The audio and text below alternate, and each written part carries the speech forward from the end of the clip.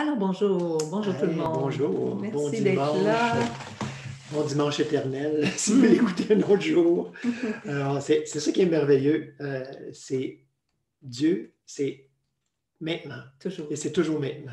On ne se Et ça trompe pas. va, ouais, on ne peut pas, On ne peut pas être en décalage. non, jamais, jamais. Alors, la semaine dernière, on a vu la Pentecôte. En tout cas, on a commencé la Pentecôte.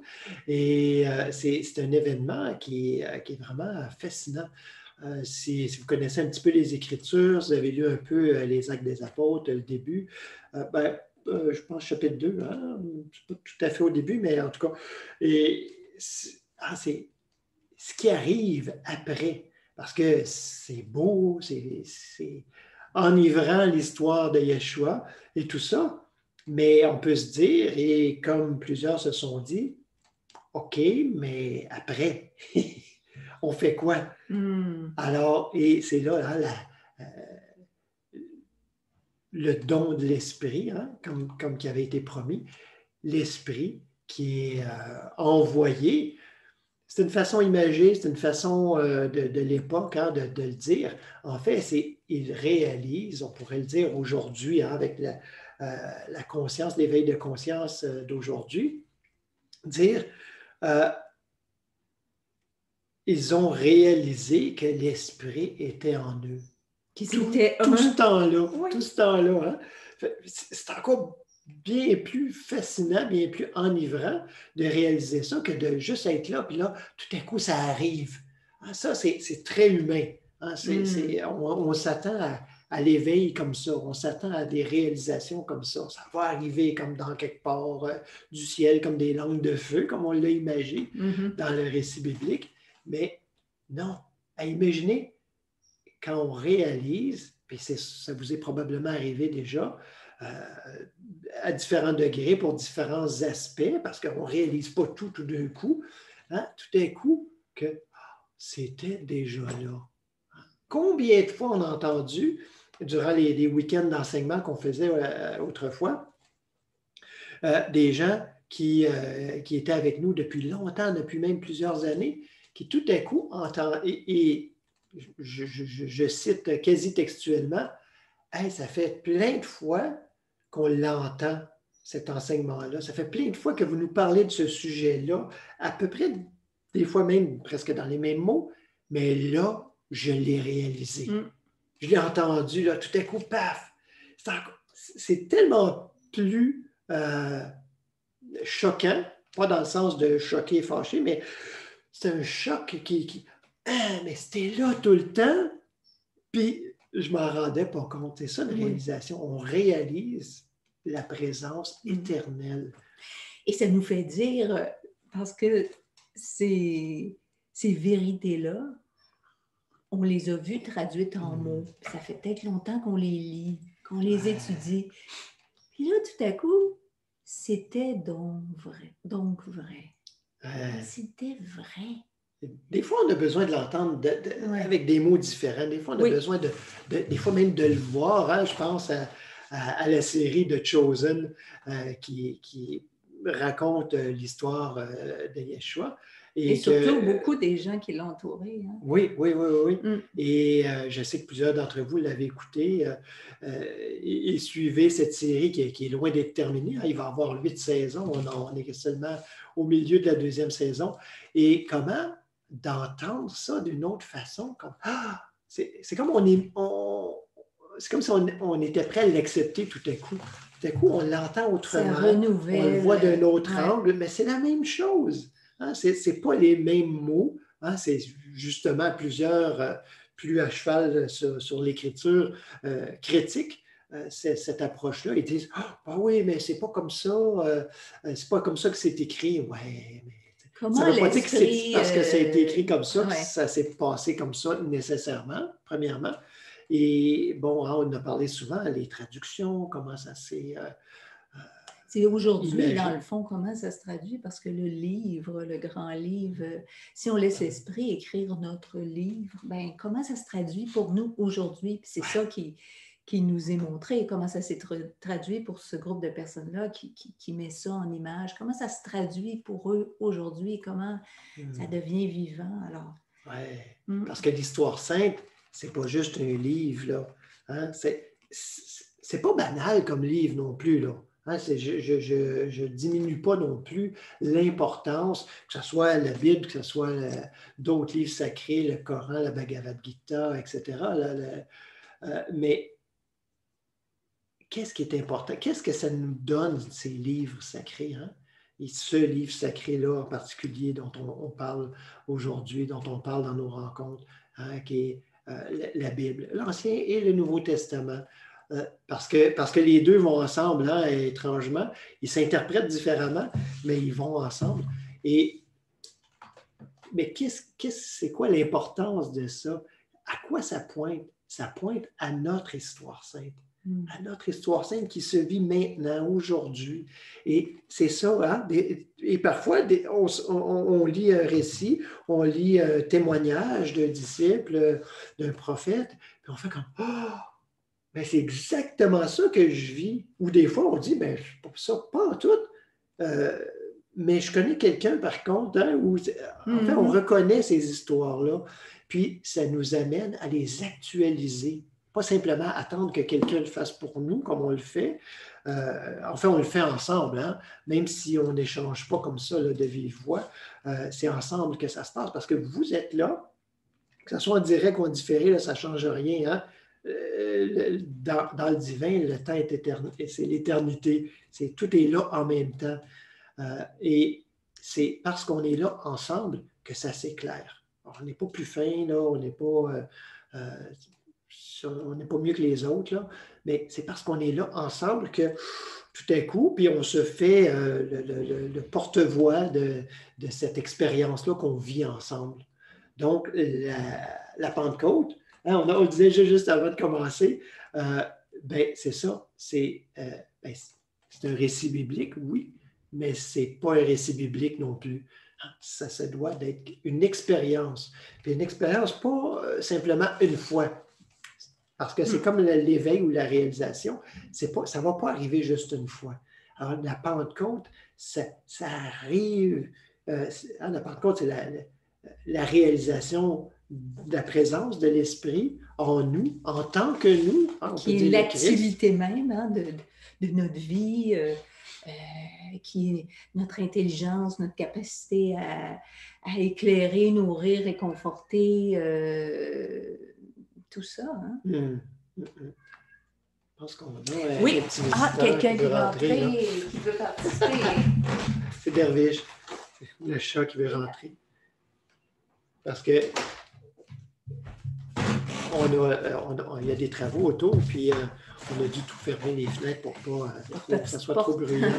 Donc, alors, aujourd'hui, la semaine dernière, en fait, je voulais regarder, on regarde ensemble les dons, les fruits de l'esprit, et même, en fait, avec les fruits de l'esprit, il y a les vertus aussi. Mais je ne suis pas certain qu'on va aller dans tout ça aujourd'hui. Ça risque de devenir un petit peu théologique, là, mais, comme langage. Mais c'est fascinant. En tout cas, si on ne l'aborde pas aujourd'hui, tout ça, je vais l'aborder soit dans une autre rencontre, soit dans peut-être le podcast éventuellement, parce que c'est fascinant de voir toutes ces listes. Ah, moi, j'aime ça, les listes. Hein, les listes que ce soit une liste de vertus, de dons.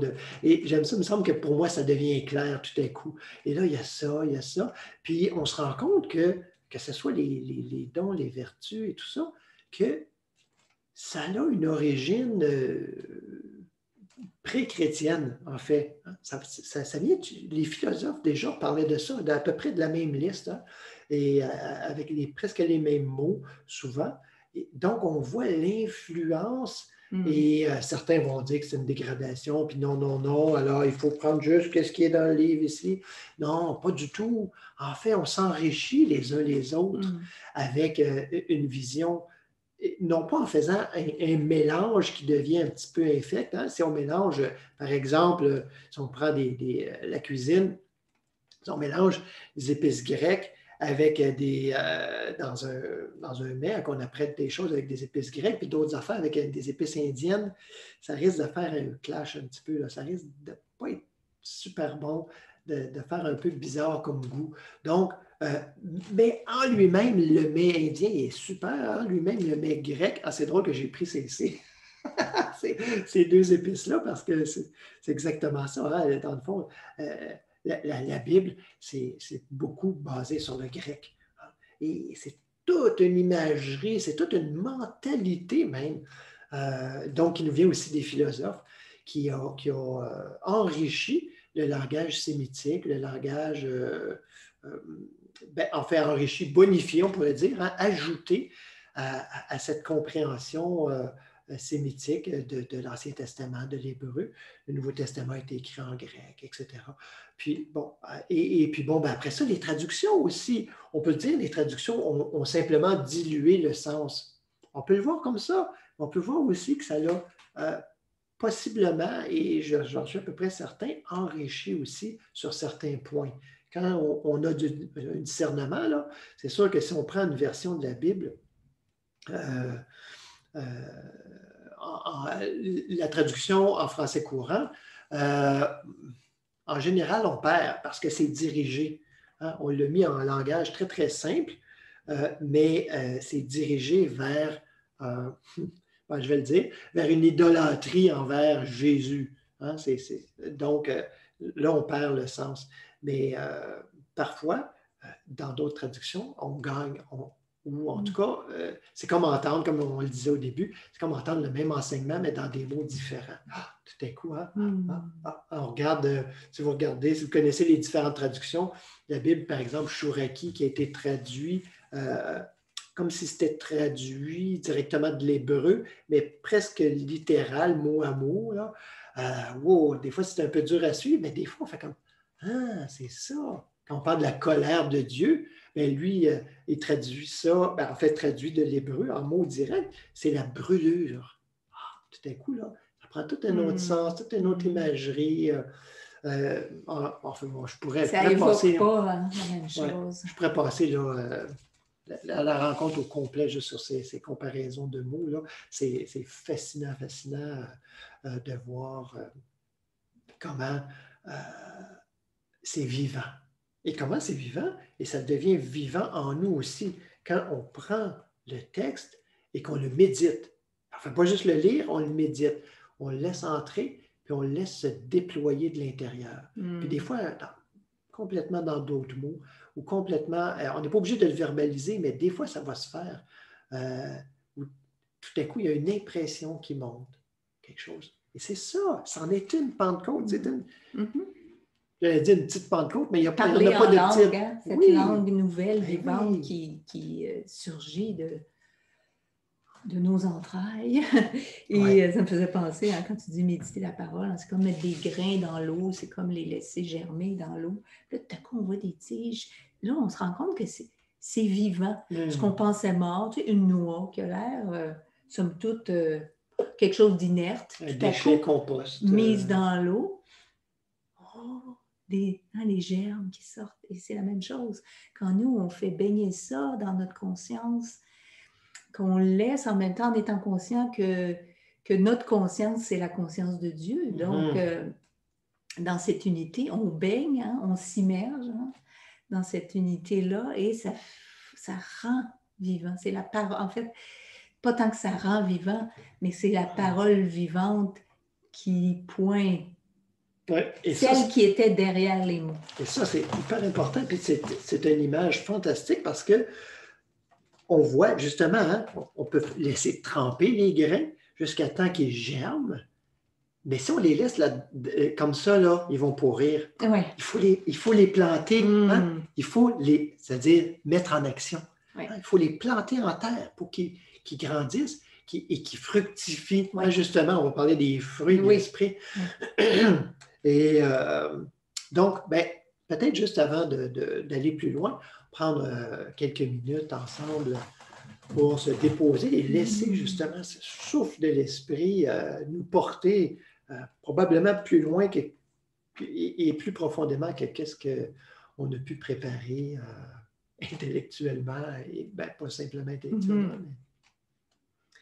Donc, on prend une bonne position, on allonge bien la colonne vertébrale dans sa courbure naturelle, sans rigidité, on relâche les tensions pour laisser la place.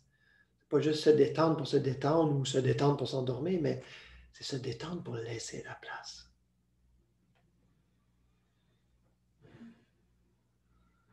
On a l'impression des fois qu'on laisse la place à quelque chose d'autre, à l'Esprit, à Dieu, au Christ. En fait, quand ça commence à poindre, justement, c'est notre réelle identité qui pointe. Donc, on laisse la place non pas pour disparaître, mais pour être réellement.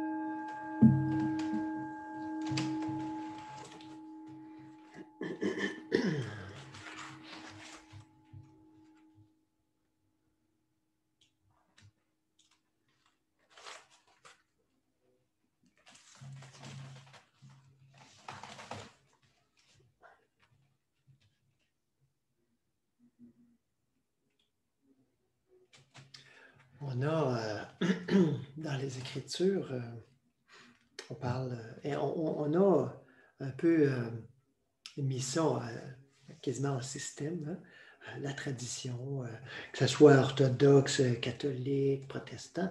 On a comme fait des listes, comme je disais au début. On a mis ça en système pour que ça soit compréhensible et praticable, hein, aujourd'hui encore, qu'on ne soit pas à chercher. Encore là, ça dépend du tempérament. Hein? Je veux dire, moi, c'est mon tempérament, ça m'aide.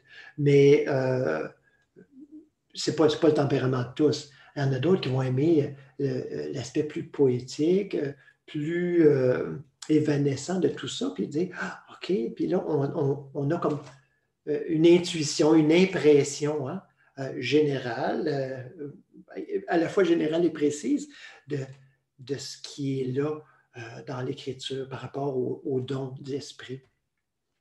On a différentes listes, dépendamment des différentes traditions. Mais je vais m'attarder plus à la liste des sept dons de l'Esprit. Alors, les dons de l'Esprit, on les retrouve,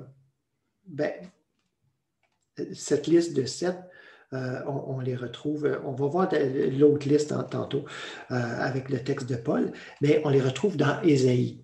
Dans Ésaïe 11, 1 à 3, où il dit, tiens, je peux regarder le texte lui-même. Je pense qu'il n'en dit pas tellement plus que juste les numérations de toute façon, là, mais juste me remémorer en même temps que vous.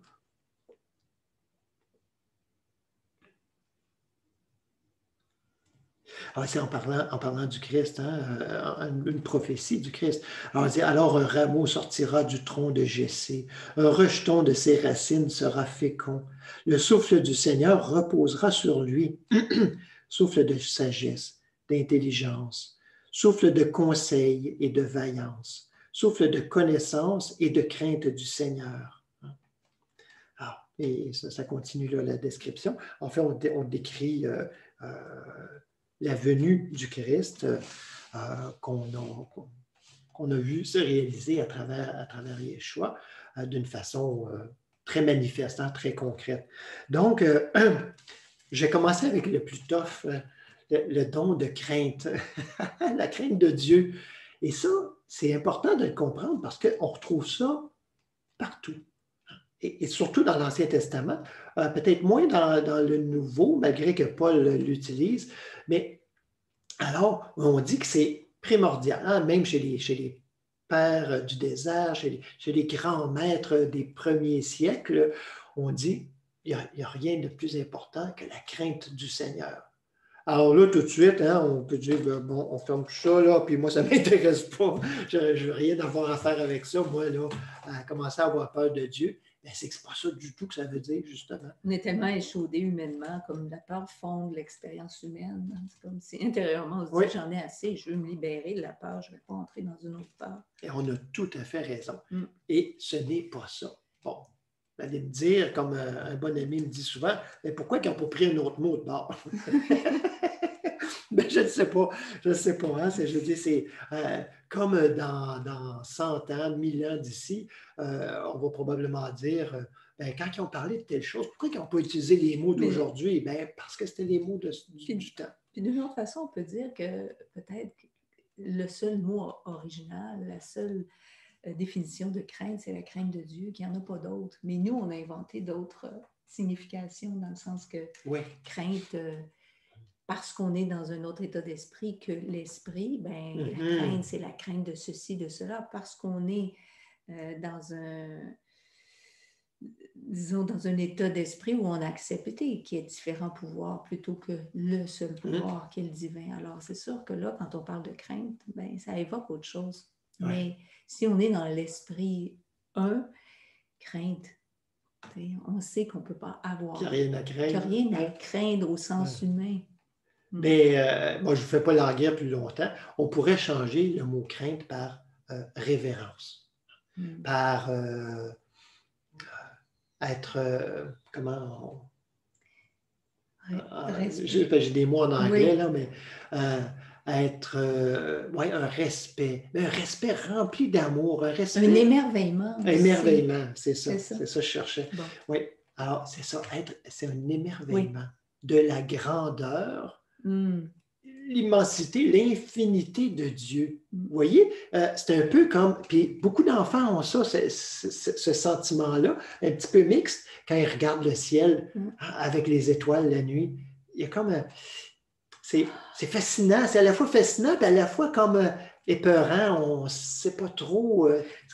ça nous dépasse. Oui, comme d'arriver la première fois. Je me souviens que ma fille, quand elle est arrivée la première fois devant la mer, la puissance de la mer, ça l'avait impressionnée, on pourrait dire, hein, cette crainte-là, dans le sens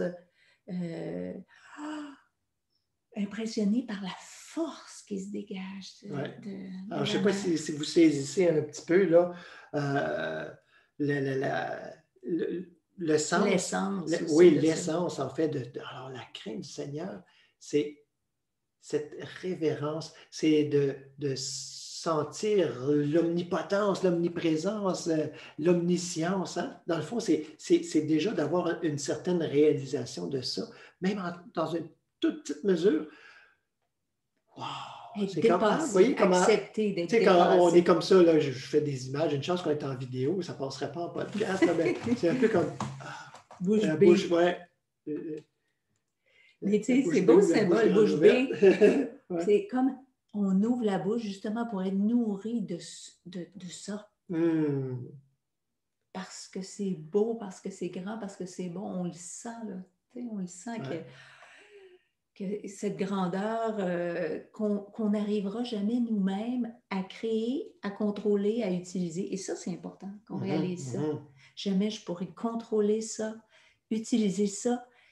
Et la crainte, justement, nous fait réaliser, mais je peux me laisser utiliser par cette force grandiose qui fait sans crainte lever les vagues, qui fait graviter les étoiles dans le ciel. Oh. C'est certain, hein? C'est quelque chose qui est un principe sûr. Donc, et les dons, on va continuer à voir les autres, mais les dons, c'est quelque chose qui, bien évidemment, ça ne peut pas ne pas être en nous, mais c'est là, c'est là, présent. On a à les faire germer. Hein? C'est là, on pourrait dire, en graines pour le moment. Mais on sait la graine contient la totalité. Donc, c'est là en totalité, mais il y a notre concours. Hein? On a besoin d'arroser, d'amender la terre. On a besoin de faire en sorte que le soleil puisse dégager pour que le soleil puisse venir faire germer et fleurir et grandir, tout ça. Donc, la crainte, le premier. Deuxième, c'est des vieux mots, là, hein, mais on a comme pas... On les dépoussière. Oui, c'est ça. On n'a pas réussi, je pense, à mettre des mots plus modernes encore, courts, hein? Comme crainte, vous voyez, ça a pris 5 minutes à l'expliquer. Donc, il faut le déballer. Oui, c'est ça. Le deuxième, c'est la piété filiale. Dans le fond, c'est un peu cette même révérence-là, mais qu'on a envers nos parents. Je sais qu'aujourd'hui, ça veut pour la plupart des gens, en tout cas la plupart des sociétés même, malheureusement, ça ne veut plus rien dire. Mais cette reconnaissance, cette quasi dévotion envers les parents, c'est très Ancien Testament, là, hein? Ça ne veut pas dire que c'est plus valable aujourd'hui, là, puis que ce n'était pas valable dans le Nouveau Testament non plus, mais c'est cette... on ne laisse pas tomber. Hein? C'est ça. On est là. On va rendre hommage à piété filiale. Le don de force. Le don de force, on dit, wow, c'est le fun, ça, là, ça commence à être intéressant. Le don de force. Ce n'est pas notre propre force. Hein? Vous voyez, tout ça, là, c'est jamais...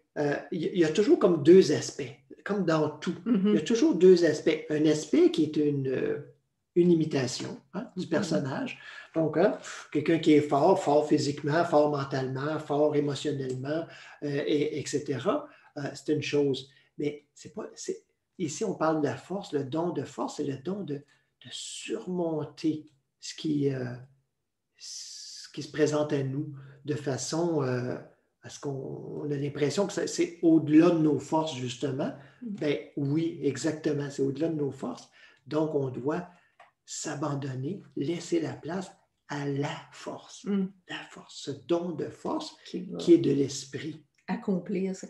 Je voudrais juste revenir à la piété filiale. Oui. Je me demandais si là, il n'y aurait pas lieu aussi de voir un autre côté qui est, bien, d'une part, l'esprit nous donne la capacité d'aimer réellement nos parents parce qu'on sait que ce n'est pas une chose qui est nécessairement facile, humainement, mais de les aimer, en fait, de pouvoir en voir la véritable graine, la graine de vérité qui est en eux, mais aussi cette piété filiale, c'est-à-dire cette capacité, c'est l'esprit qui nous donne la capacité de reconnaître aussi notre filiation divine à tous, y compris celle de nos parents. Donc, alors de les ramener dans cette filiation. C'est traduit dans l'enseignement de Yeshua avec « Aime ton prochain comme toi-même ». Oui, merci. Oui. Le don de conseil. Hein? Encore un nom, on dirait qu'on nage en pleine purée. Là. Le don de conseil, hein? C'est l'esprit qui nous informe de ce qu'on doit faire, de ce qu'on doit accomplir. Puis, du meilleur moyen d'accomplir ce qu'on appelle notre mission. Pourquoi on est là? Parce que, bien oui, Dieu est conscience individuelle, donc Dieu est je. Mais dans ce jeu-là, dans cette expérience présente, tout ne va pas se manifester. En tout cas, ça serait étonnant. Il y en a qui, pour une raison ou une autre, vont manifester plein de facettes. D'autres vont en manifester quelques-unes, d'autres vont en manifester une. Mais tout cela d'une façon, plus on laisse la place, d'une façon de plus en plus parfaite. Et ça n'a pas d'importance le nombre. Hein? On n'est pas plus fin ni meilleur. Tout est en tout, alors c'est une facette qui contient toutes les autres. Alors, quand on se place dans la conscience d'unité, on n'est pas dans une facette, on est dans la totalité et on voit l'expression de la facette. Alors, ce n'est pas la même chose. Hein? On ne s'identifie pas à la facette uniquement. On est dans l'esprit du tout. On sait que l'infinité est là et on n'a pas besoin de voir... on n'a plus cette pression intérieure à vouloir tout manifester. Ouais. Ça, pour moi, en tout cas, ça a été quelque chose qui est tombé à un moment donné. Mais... Ça doit tomber parce que sinon, c'est le ticket pour le burn-out, là. Hein? Parce qu'on essaie puis l'insatisfaction, tout le temps. Toujours. Constant, hein? Puis la comparaison, puis un tel manifeste, moi, je ne manifeste pas comment ça. Donc, parce qu'on veut être... On veut être le tout dans la forme plutôt qu'être le tout dans la conscience, ce qui est très différent. Mais comment on peut se réjouir des dons, des différents dons, quand on dit, bien écoute, moi je ne les manifeste pas tous, et on va le voir encore, c'est encore plus évident avec les fruits de l'esprit. La meilleure façon, elle est très simple, c'est d'ouvrir les yeux. Mais les yeux de l'esprit, les yeux de l'esprit, et de voir ces dons manifestés chez l'un, chez l'autre. Et puis, si ça s'arrêtait là, on serait sur le bord, là, et on risquerait de tomber justement ce que tu viens de nommer dans la comparaison, dans la jalousie, etc. Non, mais avec les yeux de l'esprit, de voir ces dons se manifester et de s'en réjouir. Seul l'esprit peut nous donner cette capacité, par contre, de nous en réjouir. Oui, tout à fait. Oui, bien, en fait, ça fait partie. Hein? Donc, le don d'intelligence. Le don d'intelligence, il nous fait connaître, il nous fait, entre guillemets, voir, sentir, même si c'est imparfaitement, ce que nous croyons, hein, ce qu'on a accepté intérieurement. Le don d'intelligence nous le dévoile, nous le développe. Ça vient parfaire la vertu de foi. On va la voir plus loin. La vertu de foi. Et ça vient faire de nous de sincères chercheurs de vérité. Et de sincères et remplis de cette persévérance-là. Constante, une constance, persévérance.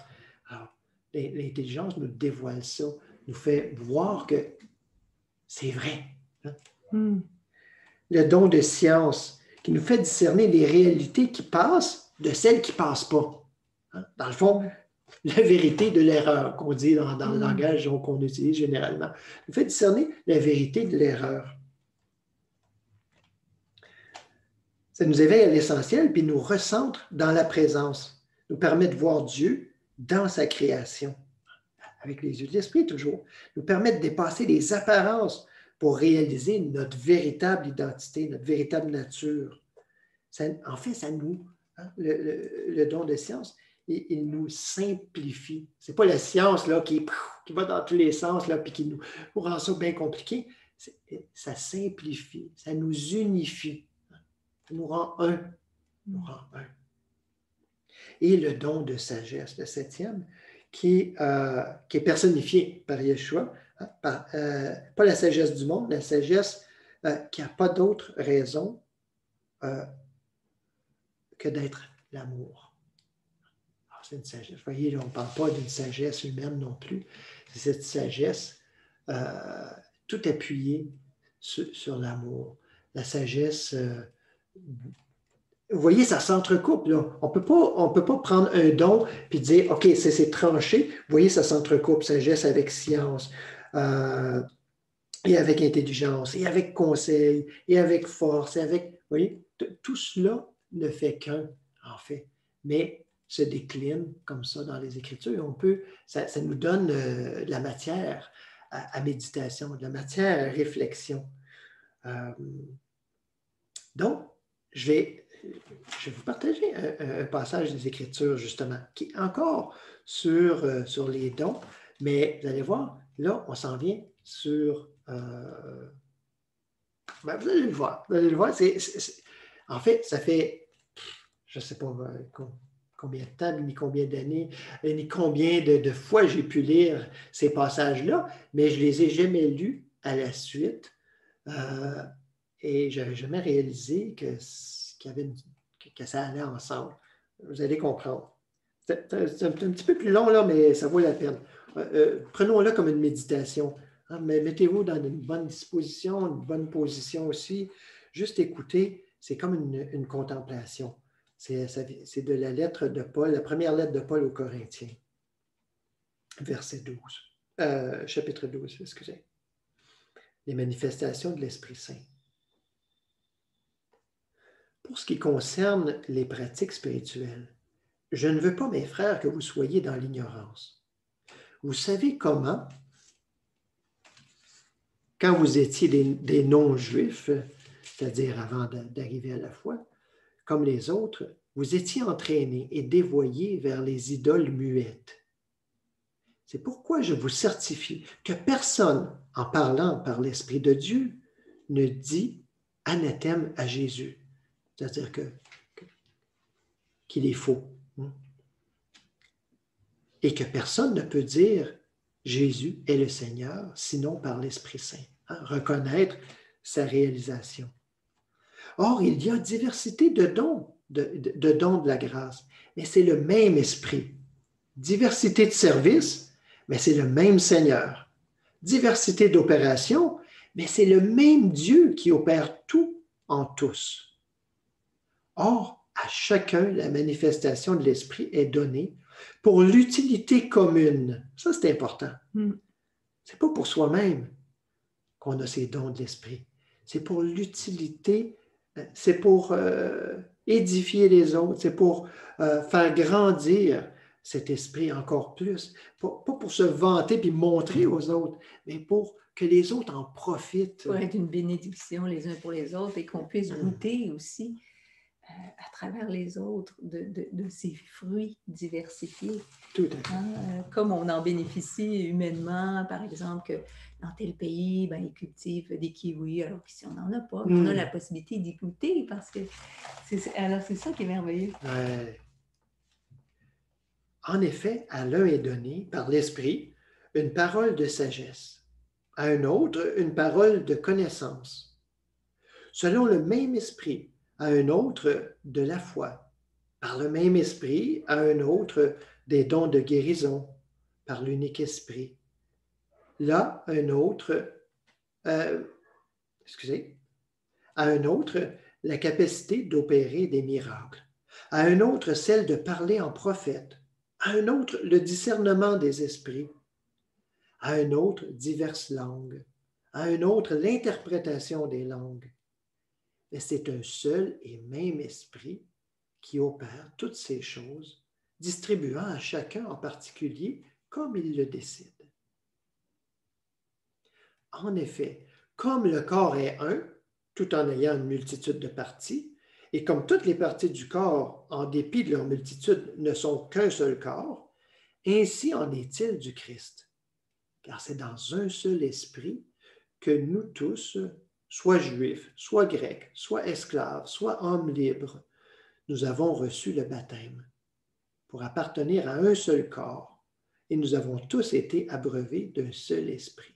On parle de baptême ici, il ne faut pas voir ça juste comme un simple rituel, parce qu'il y avait toute une préparation et tout ça. C'était littéralement une initiation. Donc, on était préparés, et ça se doit d'être comme ça intérieurement. On doit se préparer à accepter. C'est une acceptation. C'est j'accepte de mourir, parce que c'est ça le symbole du baptême, c'est mourir et renaître. C'est donc mourir au personnage pour renaître. Quelque chose disparaît. Oui.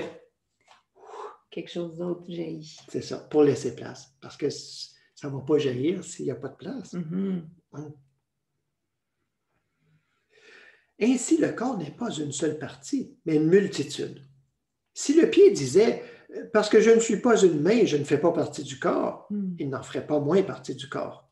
Et si l'oreille disait « parce que je ne suis pas un œil et je ne fais pas partie du corps », elle n'en ferait pas moins partie du corps. Si tout le corps était œil, où serait l'ouïe? S'il était tout ouïe, où serait l'odorat? En fait, Dieu a placé chacune des parties dans le corps, comme il l'a voulu. Si tous étaient une seule partie, où serait le corps? Oui, il y a une logique. Maintenant, donc, il y a une multitude de parties et un seul corps. L'œil ne peut pas dire à la main, « Je n'ai pas besoin de toi », ni la tête aux pieds, « Je n'ai pas besoin de vous ». Bien au contraire, les parties du corps qui paraissent les plus faibles sont nécessaires. Et celles que nous estimons les moins honorables du corps, nous les entourons d'un plus grand honneur. Ainsi, ce sont nos parties les moins décentes qui sont traitées avec le plus de décence, tandis que celles qui sont décentes n'en ont pas besoin. En fait, Dieu a disposé le corps de manière à donner plus d'honneur à ce qui en manquait, pour qu'il n'y ait pas de division dans le corps, mais que toutes les parties du corps s'inquiètent de la même façon les unes des autres. C'est-à-dire se reconnaissent, s'inquiètent, pas une inquiétude.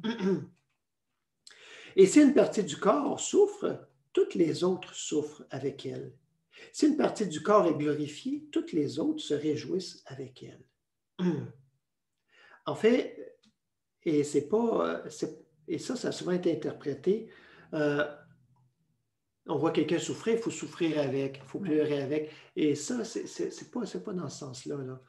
C'est pas un sens spirituel, ça. Le sens, c'est qu'on explique ici que tant qu'il y a une souffrance, si on le voit dans notre corps, il y a quelque chose, il y a un malaise. Donc, il faut aider. C'est pas souffrir. C'est-à-dire qu'on reconnaît qu'il y a souffrance, donc on amène la guérison, la vérité. Colmater la plaie, en fait, parce que toute souffrance, c'est le sentiment que je suis séparée, justement, que je suis séparée de ce corps-là, que je suis indigne, paria, rejetée, trop ci, pas assez ça. Donc, ce sentiment de séparation de Dieu, donc de ce corps de vie, c'est à nous de rapatrier tous ceux qui ont l'impression qu'ils sont séparés. Comment on le fait? Mais ça se pense, P-A-N-S-E, intérieurement, justement en reconnaissant cette fameuse piété filiale, reconnaissant que notre origine commune, que nous sommes tous des branches visiblement de ce même arbre de vie. Alors, c'est ce rapatriement intérieur qui pense les plaies étant comme une coupure béate qui demande à être colmatée, pas par un pansement externe, Bien que des fois, ça passe par là, mais plus que ça. Une division entretenue en conscience est toujours une souffrance. C'est toujours une plaie. Vous êtes le corps du Christ. Vous en faites partie, chacun pour sa part. À ceux qui avaient peut-être dans le passé l'habitude d'aller à l'église, là, quand il y a la communion, le corps du Christ. On ne nous offre pas quelque chose d'extérieur, c'est reconnais que tu fais partie. En ingérant, vous voyez tout le symbole, en ingérant ce pain, c'est juste un symbole, là. C'est-à-dire en ingérant cet enseignement, en ingérant cette présence, parce que c'est de la quoi reconnaître comme nôtre. Oui, la faire nôtre, la reconnaître comme nôtre. Le corps du Christ. Et on peut dire Amen, justement. Or, Dieu a placé dans la communauté, premièrement, des apôtres. Deuxièmement, des prophètes. Les apôtres, c'est ceux qui sont envoyés en mission. Les prophètes, c'est ceux qui exhortent, qui, avec les paroles, des fois fortes. Prépare les gens à accueillir, prépare le terrain. Oui, c'est pas dire des choses qui vont arriver dans le futur. Là. Toute cette purification d'esprit, de voir clairement ce qu'on a accepté et qui n'est pas nôtre aussi. Ça fait partie de cette préparation-là. Oui. Troisièmement, des maîtres, c'est-à-dire des enseignants. Ensuite, il y a des miracles. Ensuite, des dons de guérison, des aptitudes à secourir, à gouverner, diverses langues. Tous sont-ils apôtres? Tous sont-ils prophètes? Tous sont-ils enseignants? Tous font-ils des miracles? Tous ont-ils des dons de guérison? Tous parlent-ils en langue? Tous interprètent-ils? Passionnez-vous pour les meilleurs dons de la grâce. Et ça, c'est la phrase que j'avais omis probablement dans mes lectures. Et je vais vous montrer la voie qui surpasse tout, qui fait le lien avec le chapitre suivant. Alors, vous voyez qu'il y a une autre énumération ici, est-ce que je les ai écrits? Des dons. Non, je ne les ai pas écrits. Mais en fait, vous voyez, les dons de prophétie, dons de ci, dons de ça. Alors, il y en énumère plus que dans Ésaïe. Il y en a une douzaine. Là. Et certaines autres traditions préfèrent suivre ça parce que c'est dans l'Écriture, dans le Nouveau Testament. Alors, ça n'a pas d'importance. Vous voyez, c'est l'idée. Mais on voit bien l'idée ici bien exprimé par Paul qui dit, mais c'est un. C'est pas un paquet d'affaires séparées. Chacun a une partie à exprimer, peut-être, même s'il contient la totalité, mais va exprimer dans son expérience humaine une partie ou l'autre. Vous voyez que... Dans l'esprit d'unité, toujours. Parce que si on ne se voit qu'une partie, on est là, c'est plus dans cet esprit, cet esprit qui amène tous ces dons, c'est l'esprit d'unité. C'est toujours se rappeler de ce corps unique. Alors, et c'est là qu'on ne porte plus tant d'attention à voir les dons comme tels, parce que l'important, c'est l'esprit lui-même qui nous fait ressentir qu'on est un. Et que tout ça, tout ce qu'on peut voir se manifester, on le sait que ça vient de la même source. Alors, on peut plus chercher à vouloir le dérober, on ne peut plus l'envier, parce qu'on sait que c'est contenu en jeu. Pourquoi je voudrais, je l'envierais alors que c'est en moi? Tout à fait. Et c'est cet esprit qui compte. C'est pour ça qu'on dit rechercher le royaume, rechercher l'esprit, rechercher Dieu, parce que tout est contenu en Dieu, mais surtout parce que vous aurez là le sentiment de complétude. Vous n'aurez pas l'impression d'avoir besoin de quoi que ce soit, ni le besoin de manifester telle chose ou telle autre. Ça n'a plus d'importance. Et c'est seulement là qu'on peut laisser l'esprit se manifester à sa guise, selon ce qui est nécessaire, selon ce qui est voulu dans ce grand... à partir de cette vision, ce grand dessin global, total. Et de ne pas se camper dans un don. Oui. Hein? Ou de ne pas espérer un don. On risquerait de manquer le don qu'on a, ou les dons qu'on a, qui sont là, prêts à se manifester aussi. Hein? Juste demeurer disponible, parce que selon la situation, comme tu dis, un don ou l'autre va se manifester, parce qu'il est là. Il est là. Mais si on laisse la place à l'esprit, on garde ça fluide parce que c'est ça justement au niveau humain, on s'est affublé, on a certaines qualités, on a certains défauts, puis c'est là quand on dit que c'est un esprit limité parce que on s'accroche à une liste justement qui nous est propre, là. On a fait notre propre liste, voilà mes qualités, voilà mes défauts, puis ça se limite à ça, alors que là, dans l'esprit, la valeur ne repose pas sur la manifestation, la valeur repose sur l'unité, cette reconnaissance de l'unité à notre source. C'est ça qui a la plus grande valeur. Parce que si je n'ai pas cette unité-là, je n'ai rien. Et bien justement, je nous invite à méditer. Puis je vous invite à le méditer cette semaine, ce passage-là. Que vous allez peut-être dire, je le connais quasiment par cœur. Justement, c'est la suite. Hein? Première lettre de Paul aux Corinthiens, chapitre 13. Donc, il dit, je vais vous montrer. C'est ça. Okay, il termine avec l'énumération des dons, puis il dit, je vais vous montrer la voie qui surpasse tout. Alors là, il vient nous titiller avec tous ces dons-là, puis il nous dit, là, on dit, wow, OK, ben là, c'est ça ma mission. Je veux ça.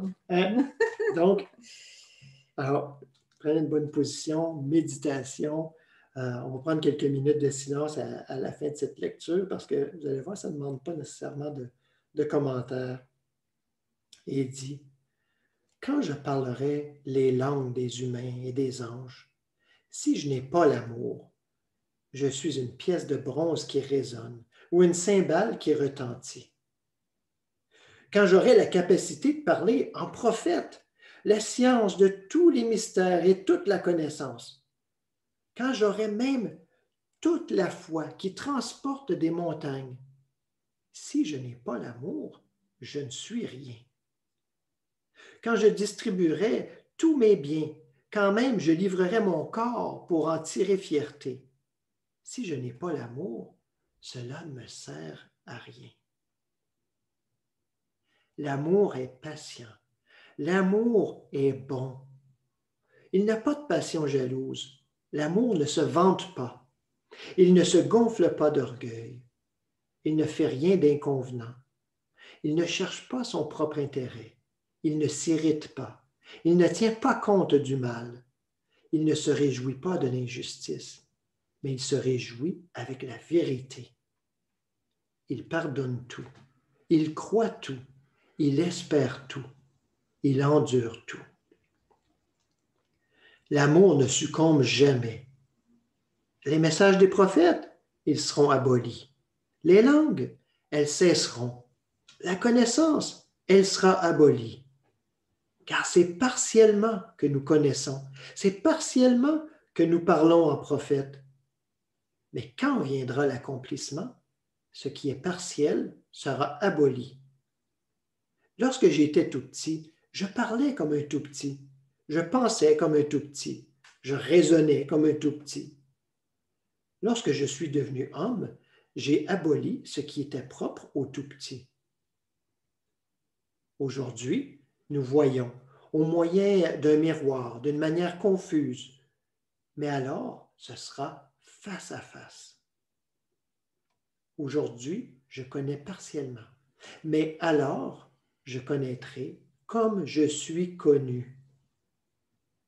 Or maintenant, 3 choses demeurent. La foi, l'espérance, l'amour. Mais c'est l'amour qui est le plus grand.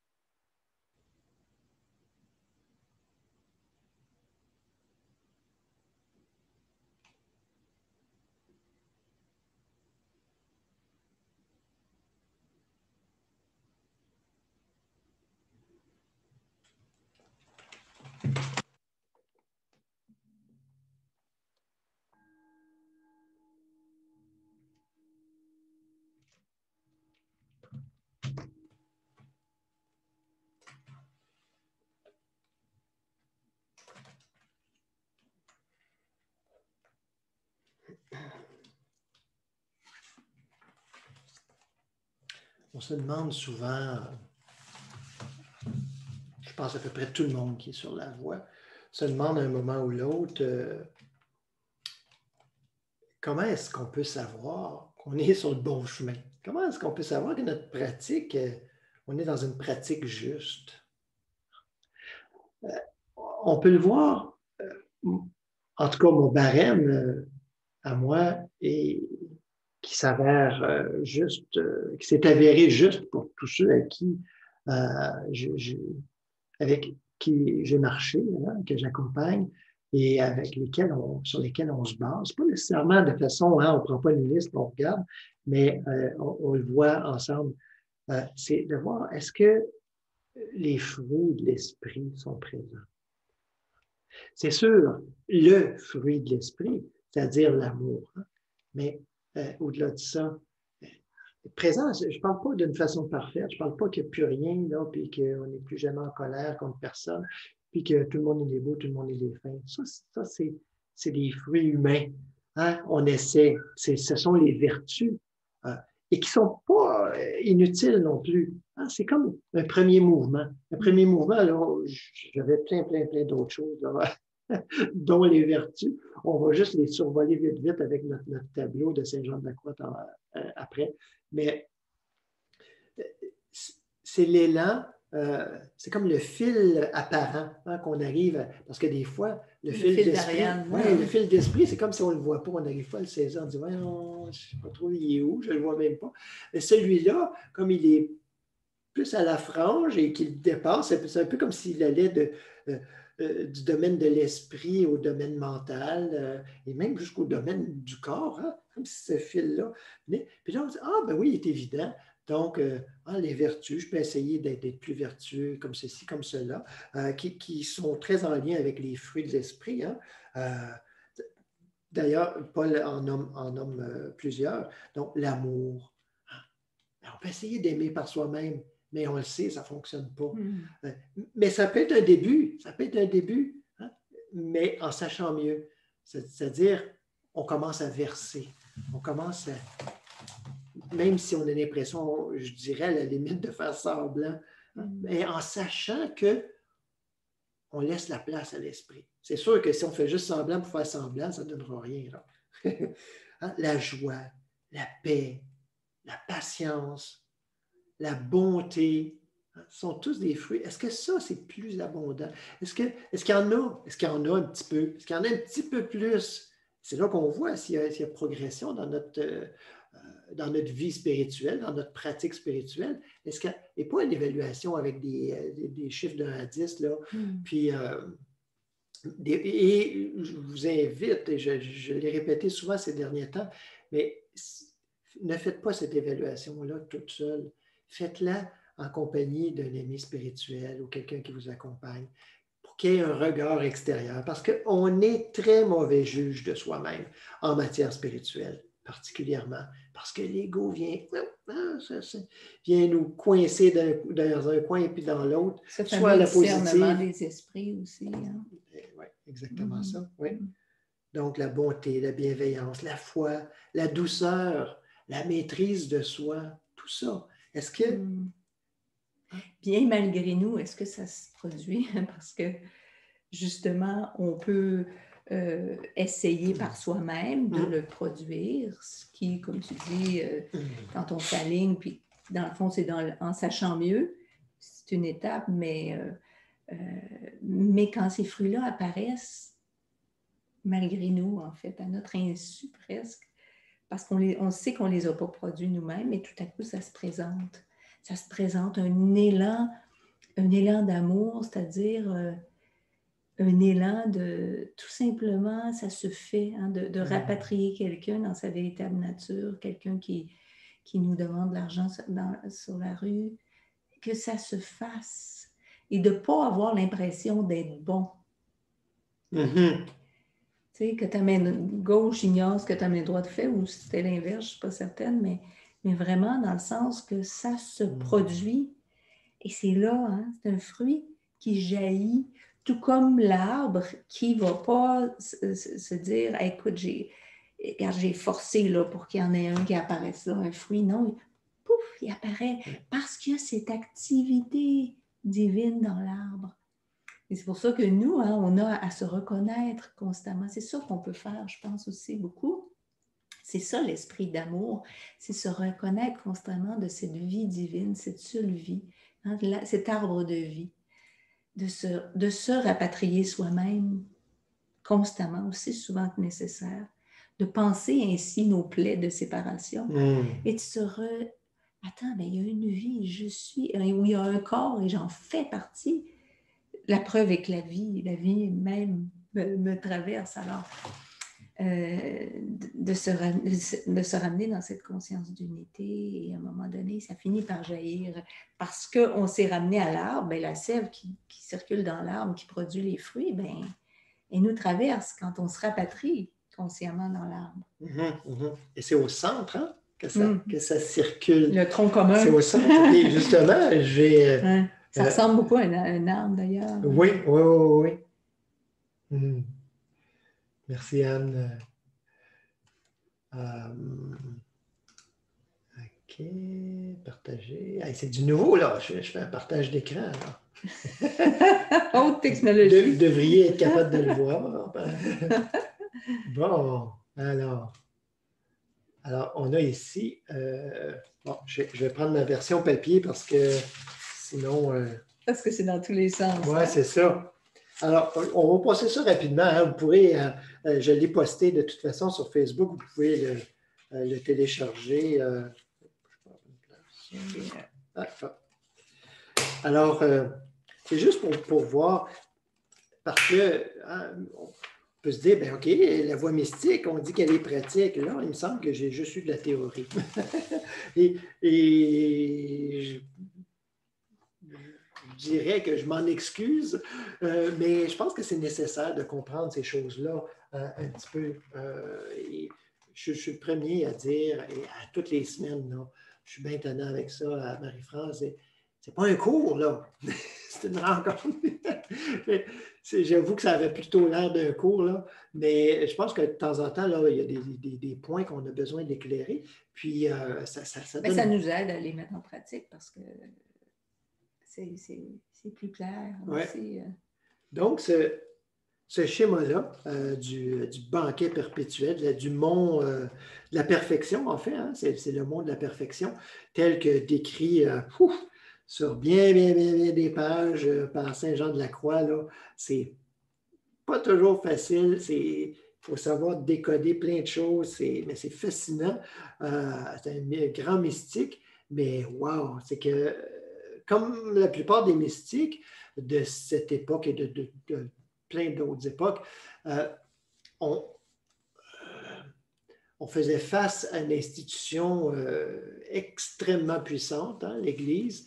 Donc, même si les mystiques pouvaient avoir parfois des éclairages qui n'allaient pas nécessairement tout à fait dans le sens de certains dogmes d'Église, ils s'arrangeaient pour que ça en fasse partie. Donc, il y a des choses, des fois, qui me semblent, en tout cas, peut-être que je me trompe, mais qui me semblent un petit peu cryptées et qu'on a l'impression que c'est plaqué. On plaque des choses d'église par-dessus pour ne pas être achalé, là, justement, par les instances, les autorités, pour ne pas passer quasi littéralement au bûcher.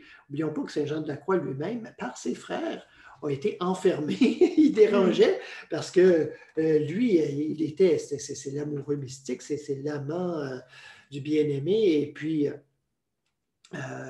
eux voulaient une petite vie tranquille, là, des grands ordres. Ben oui, hein, c'est des grands ordres puissants.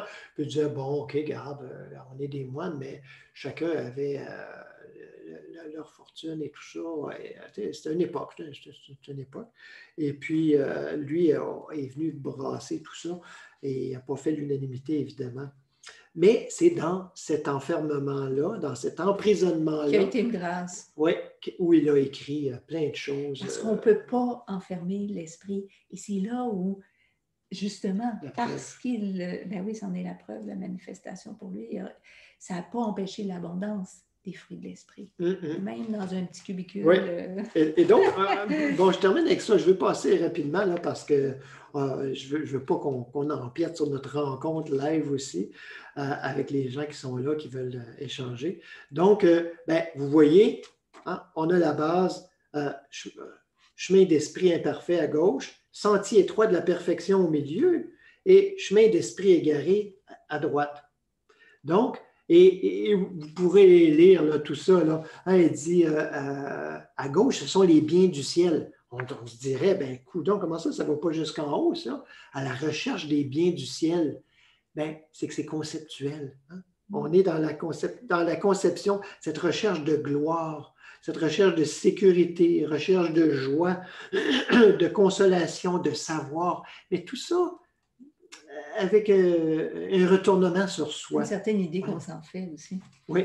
Et donc, il dit, je me suis plus attardé et j'ai monté moins pour n'avoir pris le sentier du milieu. Là. Pour m'y être attaché, j'ai moins eu que si je fusse monté par le sentier. Hein, parce qu'on s'attache encore à des formes. C'est bien, là. Hein, mais à une forme qu'on pense que ça devrait prendre. Hein, si on se tourne vers Dieu. On a le sentier de droite, les biens de la terre.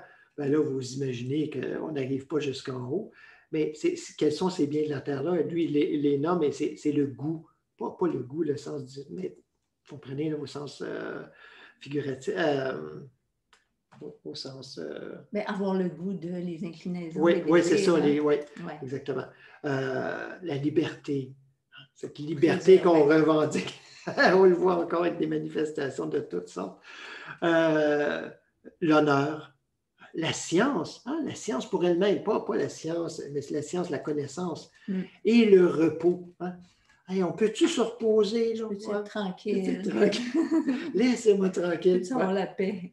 Alors, il dit, plus je les ai cherchés, moins je les ai trouvés. Je n'ai pu gagner la montagne pour m'être trompé de chemin. Et tout à fait, peut-être troublant, choquant, ce sentier du milieu. Si vous regardez bien, là, c'est écrit rien, rien, rien, rien, rien. Dans la montagne, rien. Hein? Alors, vous voyez, c'est nada, hein? C'est rien, rien, rien. Pas ceci, pas cela, dans ce sens-là, là, pas rien. Un grand dépouillement. Pas un vide,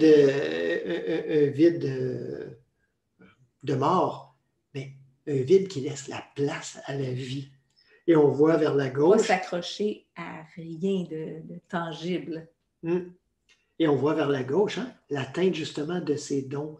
Hein. Quand je ne les ai pas souhaités par amour propre, tout m'a été donné sans être allé après. Hein. Sagesse, science, force, conseil, intelligence, piété, crainte de Dieu. Alors, et depuis que je me suis mis en rien, hein, vers la droite, je trouve que rien ne me manque. Quelle beauté, hein? Quelle simplicité dans le fond. Et là, il y a justement les dons, les fruits d'esprit, charité, joie, paix, patience. Bon, c'est une autre traduction, là, bénignité. On a d'autres mots là, que j'ai utilisés tantôt, bonté, longanimité, mansuétude, foi, modestie. Continence, chasteté. Bon, il y en a plus parce que c'est la tradition de l'Église catholique. Donc, il y en a qui ont été ajoutés. Et là, on continue. Hein? Il n'y a point de chemin par ici. Hein? Si on continue du milieu là, du chemin, il n'y a point de chemin par ici parce qu'il n'y a point de loi pour le juste. On est dans la grâce. Puis on est en plein comme dans l'enseignement des mystiques orientaux aussi, la même chose. Hein? C'est comme, on est au-delà. C'est pas par l'esprit. C'est ça, c'est pas qu'on fait fi. Hein? C'est pas qu'on fait fi des règles ou tout ça. Mais sur plusieurs aspects, ça ne s'applique plus parce que ces règles-là, ces lois-là sont intégrées. Ça va de soi. Dépassées même. On n'est pas dans une contrainte. Et là, on arrive à ce cœur. Je ne sais pas si je peux pointer ici. Ah, voyez-vous ma flèche? Ouais. Alors ici, j'aurais dû faire ça depuis le début, Caroline. Alors ici, la foi, la charité, c'est-à-dire l'amour et l'espérance, qui nous amène au silence divin, la sagesse divine, le banquet perpétuel. La charité qui est l'amour. Oui, l'amour, c'est ça. La gloire, l'honneur, seul de Dieu. La gloire et l'honneur seul de Dieu habitent sur la montagne. Donc, c'est ce dépouillement complet qu'on effectue à chaque méditation. Chaque méditation se doit d'être ce dépouillement complet, que ce soit d'une façon ou d'une autre, que ce soit dans une préparation avec une contemplation, avec un concept, mais qu'on laisse, vous voyez, l'ultime importance de laisser. On ne prend pas chemin de gauche. Exactement, c'est ça. Ben oui, parce qu'on n'arrivera pas au sommet. Donc, on doit laisser. Et là, l'ascension se fait d'elle-même, se continue. Ou on pourrait dire la révélation du Christ intérieur, de notre véritable identité qui s'effectue. Parce que c'est ça, parce que c'est ce que nous sommes, que nous n'avons jamais rien été d'autre, mais que là, on laisse la place. Et cette présence même s'occupe de manifester tous les fruits de sa présence qui viennent avec sa présence, qui sont inclus, incorporés dans sa présence, qui sont donc incorporés en nous, dans notre propre conscience, qui est la conscience de Dieu. Donc, tout ça, c'est, en fait, on a parlé des dons de l'esprit, mais on pourrait dire, c'est le don de l'amour. Oui. Le don de l'amour, le don du don. Parce que le don est amour. Dans le fond, c'est presque un pléonasme. Le don de l'amour. L'amour est don. Oui, puis dans le fond, Dieu n'a rien à donner en vérité, si ce n'est sa présence. Et c'est pour ça qu'on est invité à tout laisser, les concepts, si ce n'est sa présence. Sa présence lui-même est. Il ne se donne pas, il est. Et c'est nous qui devons laisser tout ce qu'on a pensé être pour que l'être, ce qui est véritablement, se manifeste. Et alors là, à partir de là, Dieu devient notre connaissance. Dieu devient Dieu, l'Esprit devient notre connaissance, devient notre sagesse, en fait, celle qui peut se manifester, s'exprimer. Parce qu'on reconnaît que Dieu est je. Oui, exactement. Non pas que je suis Dieu, parce que là, on part dans des chemins de traverse, mais que Dieu est je. Ça dit la même chose, mais c'est pas pareil. Dieu est je. Dieu est ce qui donne le don lui-même et les manifestations de ce don. Donc Dieu le Père se donne en tant que Fils. Fils, notre conscience qui, elle, se traduit en toutes ses manifestations, expressions. Amen. Merci infiniment de votre présence. Merci. Si vous êtes là en direct avec nous, vous avez envie de partager un petit moment. Mais on continue, c'est ça. On vous écoute. On est là pour écouter, s'écouter ensemble, écouter les partages, les impressions et tout ça. Et les questions peut-être. Et puis, sinon, bien, à très bientôt. Oui, à tout de suite. Merci. J'avais oublié d'enlever le partage.